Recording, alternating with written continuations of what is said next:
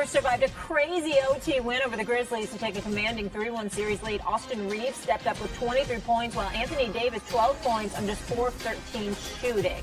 So LeBron recorded the first 20-point, 20-rebound game in his career, regular season or playoffs, and became the oldest player in NBA history to do so. James is the first Lakers player with a 20-point, 20-rebound game in the playoffs since Shaq in 04. JJ Redick. Molly. Did LeBron's performance bail out Anthony Davis? I think we can all agree that we've come to expect greatness with LeBron James. I don't feel like LeBron bailed out a lackluster offensive game from Anthony Davis. I actually think it was Austin Reeves' performance. It was D'Angelo Russell in the fourth quarter going on a personal 9-0 run. And Anthony Davis still had a defensive impact on the game. I said this in the first hour. 3 for 18 as the primary defender. That's what the Grizzlies shot against him. But to me, it wasn't about LeBron having a great – LeBron almost always has a great game. Yeah. That's what we expect. It was more about Austin Reeves running the offense through him and D'Angelo Russell's big fourth quarter. Listen, if LeBron James doesn't make that layup to tie that game, Anthony Davis is buried under an avalanche of criticism today. Because, I mean, just think about what we were talking about after game 2. Mm-hmm. If he does it a second time, has a second offensive performance like that in the same series, LeBron misses that shot. Now, look, you're still looking at 2-2, but now you got 2 out of 3 on the road. There's a good chance they lose the series if LeBron doesn't make that play. And it's the only reason we still talked about AD today, because you have to, because he's now so up and down in the series, but not in the context we would have if LeBron misses that layup. So I think he did bail him out. Great soup, by the way. I meant to tell you that earlier. Thank you very much. Tim's absolutely right. In the 2 games that AD has been, I don't want to say a virtual no-show, because he had some big moments late in the game last night, and obviously he was effective defensively, but offensively, he's 8 for 25 in game 2 and game 4 of these series, 13 and 12 points respectively. You expect more, you usually need more. And with now Memphis on the brink of elimination, we've seen, for example, Jaren Jackson Jr., the reigning defensive player of the year, 14 points, 14 rebounds, 5 blocks. We've seen this brother perform as well. Tillman. Xavier Tillman, right? We've seen him perform as well. They're on the brink of elimination.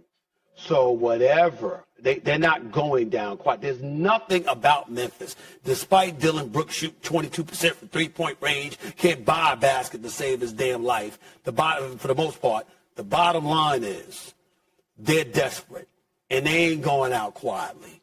AD's going to have to show up in order for them to close out the deal, and I don't believe.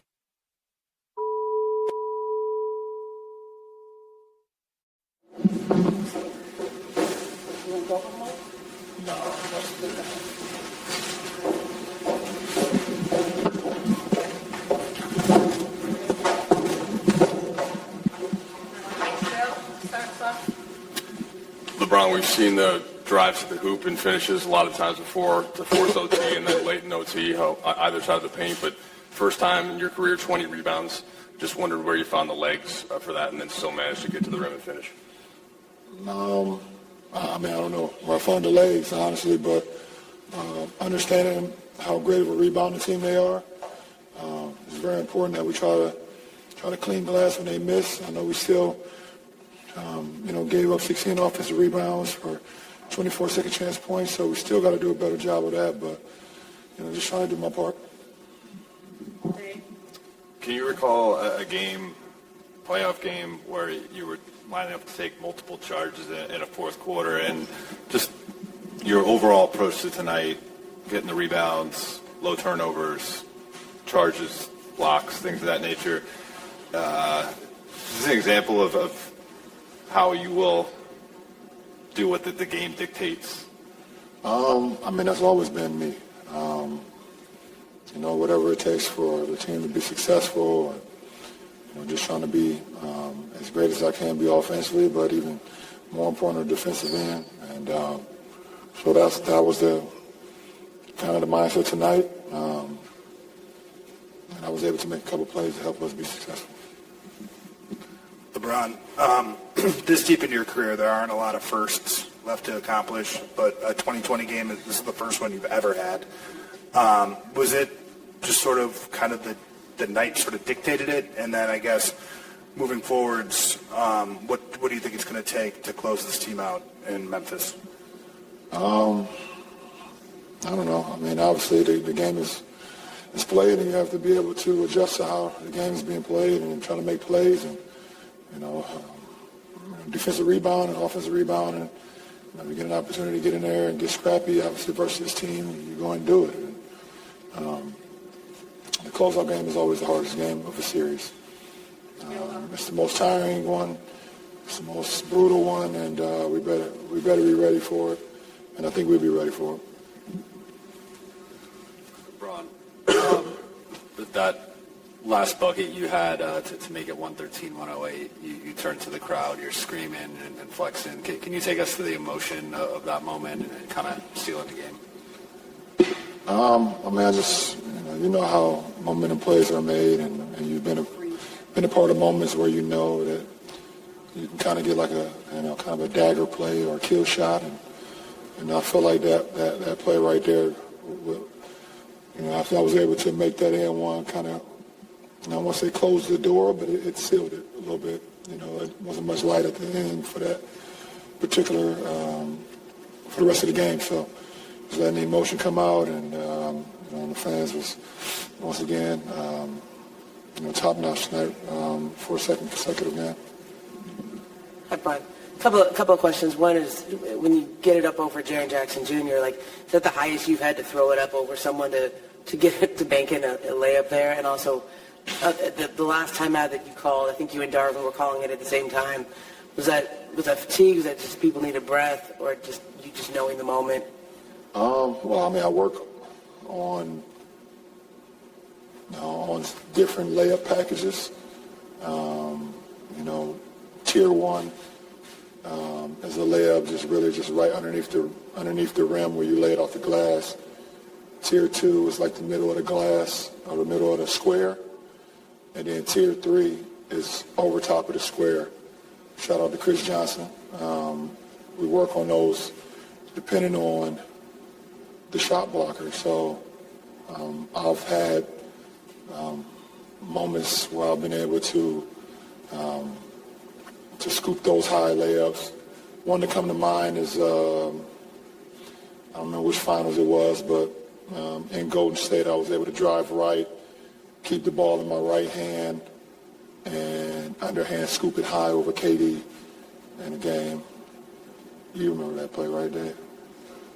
Yeah, 17. Yeah. So it's not the first time I've done it. Oh yeah, I was burnt. Meaning I was exhausted. Sorry. I apologize. Sorry. LeBron, when you're in those moments late in the game, when you are exhausted and you need to find another level, how do you do that?